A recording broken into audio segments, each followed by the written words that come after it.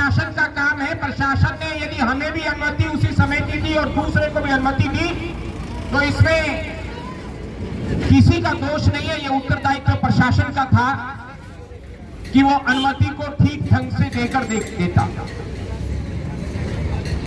दूसरी गरिमापूर्ण बात जो करने वाले लोग थे, वो गरिमापूर्ण बात ये होती है कि तो खुला मंच है।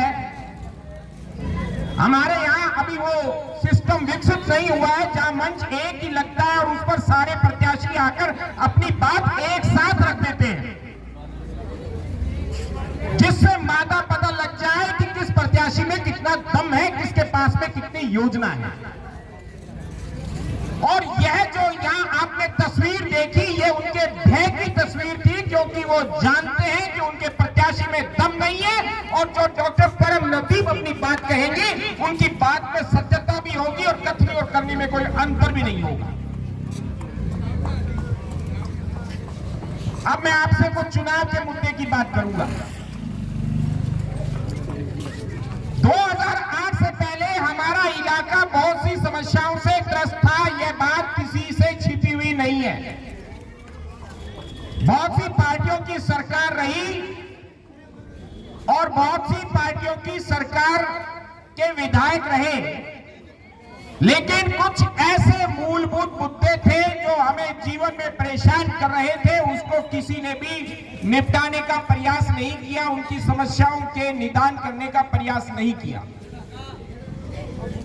आप सब लोग जानते हो, तीन तीन जगहों की पंचायत समिति एक थी हनुमानगढ़ के अंदर।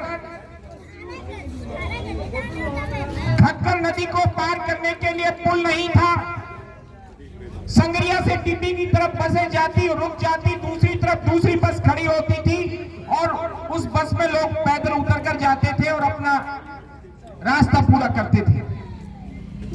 संगरिया में एक फाटक था, जो फाटक रेलों के आवागमन के कारण बंद रहता था और उस फाटक पर अस्पताल तक पहुंचने के लिए पता नहीं कितने लोगों को अपनी जिंदगियों से हाथ धोना पड़ा।